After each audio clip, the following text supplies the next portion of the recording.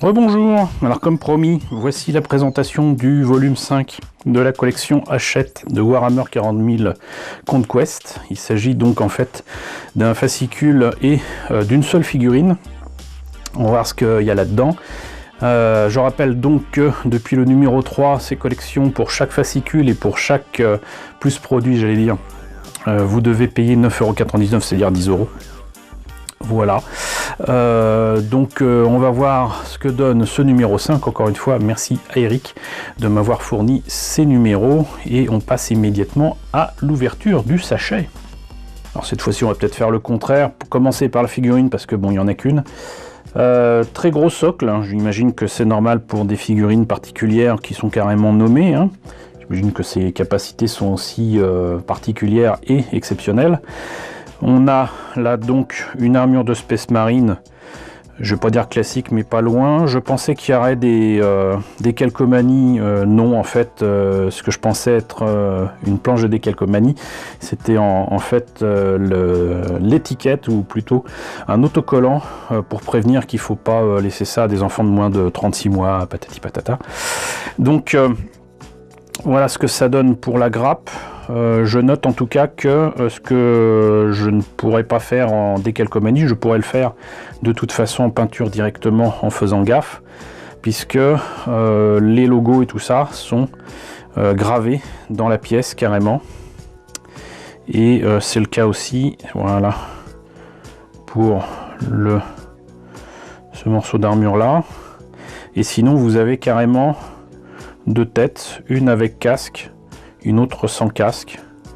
Donc moi je trouve ça vachement sympa, et au cas où, si on ne veut pas avoir à choisir, on peut éventuellement faire en sorte de mettre des tout petits aimants dedans. Donc mettre un aimant là-dedans, mettre un aimant dans le corps au niveau du cou, ici. Et normalement, bah, du coup, on peut changer de tête et à volonté. Voilà. Ça peut être une solution. Ça coûte un peu cher en aimant, mais c'est faisable. Du moment que c'est pas fait pour toutes les figurines de Space Marine, ça peut aller. Donc toujours d'aussi beaux détails, hein. C'est quand même vachement beau. Donc on verra ce que ça donne plus tard en montage et en peinture.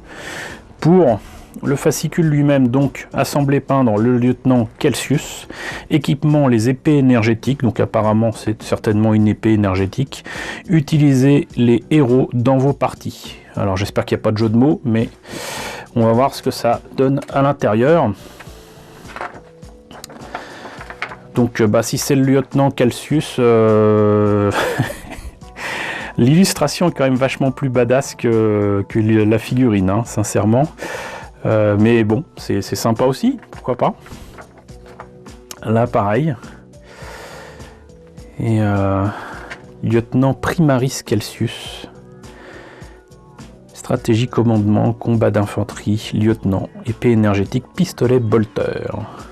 Et là je vois avec plaisir que c'est pas seulement un truc dessiné dessus, c'est carrément effectivement gravé dans l'armure, sauf que sur les épaules c'est peint et pas nécessairement gravé, mais c'est pas grave. C'est pas grave.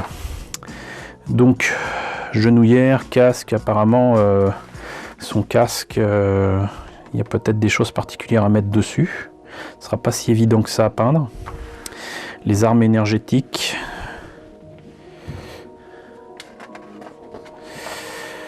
Donc bah, elles sont étranges ces armes énergétiques, hein. Novatolium, j'imagine que c'est une planète. Et là le lieutenant Kelsius en pleine action avec effectivement donc son arme qui semble effectivement bourrée d'énergie. Montage du lieutenant Kelsius. Ensuite, couche de base Macrage Blue, ça on l'aura deviné.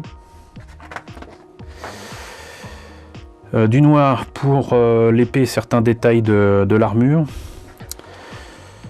Du doré pour pas mal de décorations sur l'armure, le bord des épaulettes, l'épée, tout ça. Même le backpack. La peinture chair pour sa tête, du noir pour ses cheveux, et ma foi, avec le peu de pot de peinture qu'on a eu depuis le début, ça rend pas mal puisque même le Death Guard Green est utilisé ici pour un détail sur la jambe. Pourquoi pas?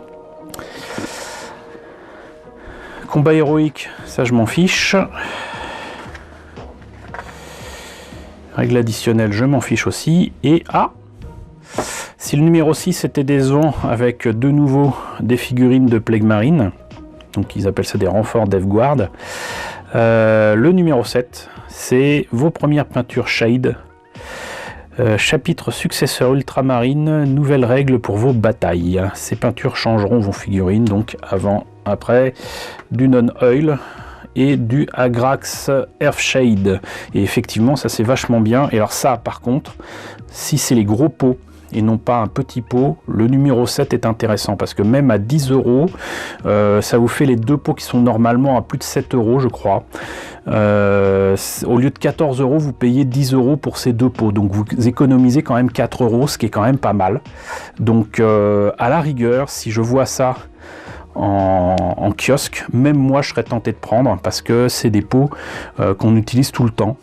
Et même si j'ai appris une méthode qui permettrait de faire ces shades, ces jus tout seul, en attendant de pouvoir trouver une partie du matériel nécessaire pour faire justement ces mélanges et faire soi-même ces jus. Moi j'ai mes méthodes de jus à l'ancienne, mais pour faire des trucs comme ça acrylique on va dire, il me faut de l'encre et j'ai déjà un produit qui est normalement une espèce de vernis acrylique assez léger qu'on peut utiliser pour la cuisine ou la salle de bain et qui s'appelle Clear. Alors ça s'appelle pas tout le temps comme ça, mais voilà, c'est un produit que moi j'ai eu un mal fou à trouver avant de m'installer en province. À Paris, c'était juste impossible à trouver. Donc en fait, c'est un vernis acrylique qui est vachement bien, qui est utilisé par beaucoup de personnes qui font des maquettes. Et apparemment, en mettant de l'encre avec donc dans un pot quelques gouttes avec ça comme liant, on va dire, et vous obtenez un jus qui s'approcherait de ce genre de produit de citadelle. Donc pourquoi pas, il faudrait que je fasse des essais. Et puis il est clair que pour l'équivalent d'un pot de peinture comme ça, vous avez peut-être deux pots comme ça et un pot d'encre. Le problème c'est que pour l'instant les encres PBO j'en ai pas trouvé, c'est celle que je connais le mieux et j'ai vu d'autres marques, mais dans mon coin à côté de chez moi ça reste quand même encore un peu cher, entre justement 7 et 14 €, carrément le pot avec la pipette pour compter les gouttes. Je pense que je vais attendre de voir ce que je peux trouver dans certaines solderies et même dans un Emmaüs où j'avais justement vu ce genre de choses, mais à l'époque j'avais pas besoin d'encre. Donc restez à l'écoute, si ça se trouve il y en aura peut-être moyen de faire des jus tranquilles et pas chers, mais en attendant ne serait-ce que pour ces deux produits là, si vous tombez dessus, voilà, je vous les conseille, ce sont des produits qui sont très bien, c'est juste qu'ils sont trop chers. Donc du coup, si le pot passe de 7 € voire 8 € à 5 € pièce, puisque ça fait 10 € les deux là, ça vaut le coup, sincèrement ça vaut le coup. Donc voilà, écoutez, on en a fini avec ce 5e fascicule. Donc j'espère que la présentation vous a intéressé. N'hésitez pas à me dire ce qu'il en est dans la section commentaires, n'hésitez pas à liker, n'hésitez pas à partager, n'hésitez pas à vous abonner si ce n'est pas déjà le cas. Coucou aux nombreux abonnés qui nous ont rejoints ces derniers temps, bienvenue ici. Coucou aux grands anciens qui me suivent depuis bientôt 4 ans.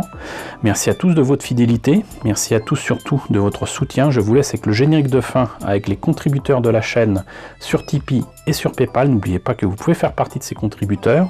Et je vous dis donc à très bientôt pour, très certainement, la présentation des figurines peintes et montées.